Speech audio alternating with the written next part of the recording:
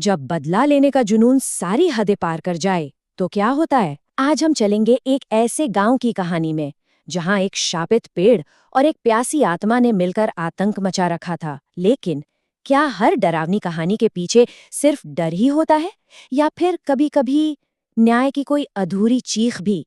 तो चलिए मिलकर इस राज से पर्दा उठाते हैं। कहानी की शुरुआत होती है एक ऐसे गांव से जहां सूरज ढलते ही मौत का साया मंडराने लगता था। गांव के एक आदमी की यह कांपती हुई आवाज ना उस खौफ की पूरी गवाही देती है। सोचिए, हर सुबह एक नई लाश मिलती थी और हर लाश के साथ गांव की उम्मीद दम तोड़ रही थी। और फिर एक और रात गुजरी और एक और जिंदगी अंधेरे में खो गई। अब मरने वालों की गिनती 6 हो चुकी थी। ये किसी जानवर का काम तो बिल्कुल नहीं था। गांव वालों की नजरें बस एक ही जगह जाके टिक जाती थीं, गांव के बाहर खड़े उस मनहूस बरगद के पेड़ पर। इस खौफ ने, आप सोचिए, गांव की धड़कनें ही रोक दी थीं। शाम होते ही दरवाजों पर ताले लग जाते और गलियां एकदम मौत की तरह खामोश हो जाती। बच्चों की हंसी तो जैसे गुम हो गई थी और हर सांस में बस एक ही दुआ थी कि अगले सुबह का सूरज उनके अपनों के लिए सलामती लेकर आए।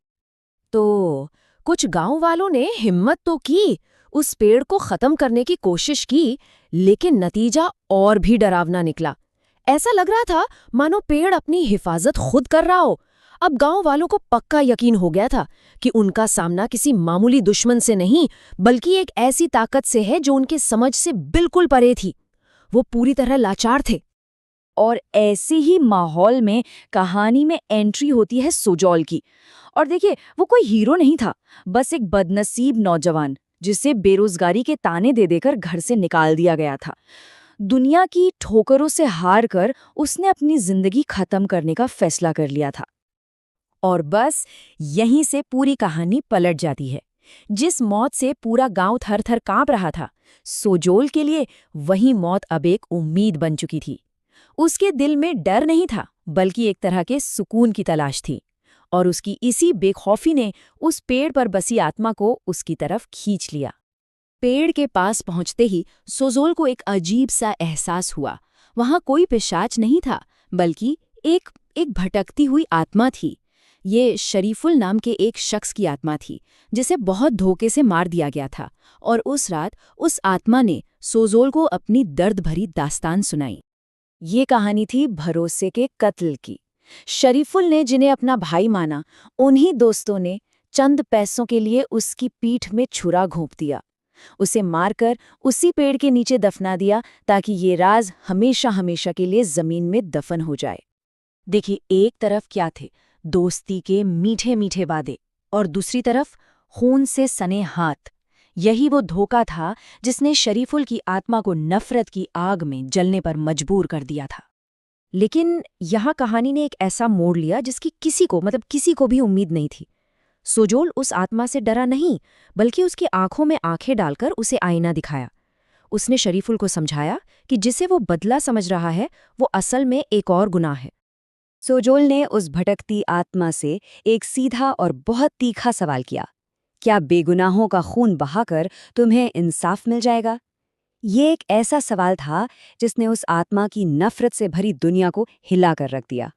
सोजोल के शब्द वो किसी तीर की तरह जाकर लगे।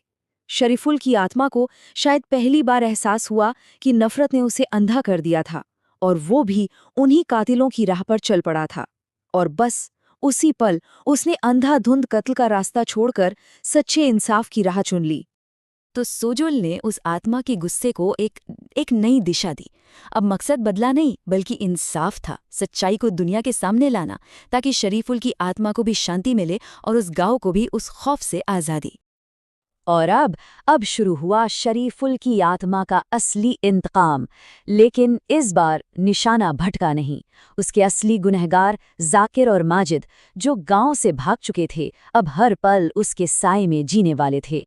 आत्मा ने उन्हें छुआ तक नहीं, बल्कि उनके ज़मीर को, उनके अंदर के डर को जगा दिया।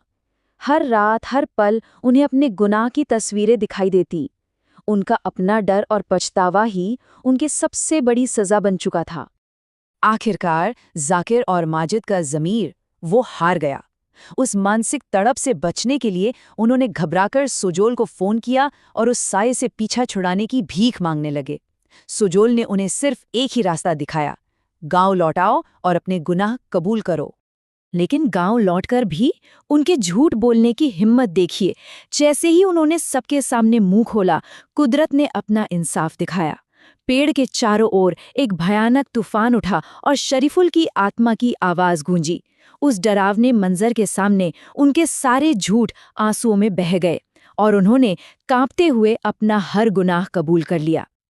और जैसे ही सच सामने आया और शरीफुल का नाम पाक हुआ, बरसों से उस पेड़ पर जो श्राप लगा था वो टूट गया। शरीफुल की आत्मा को आखिरकार मोक्ष मिला और उस गांव की सुबह एक बार फिर डर से आजाद हुई। तो ये कहानी हमें एक बहुत गहरे सवाल के साथ छोड़ जाती है। असल में भूत कौन था? शरीफुल की आत्मा या फिर वो अनसुलझा अन्याय और अपराध बोध जो आज भी हमारे समाज में कहीं ना कहीं भटकता रहता है, जब तक कि सच सामने ना आ जाए।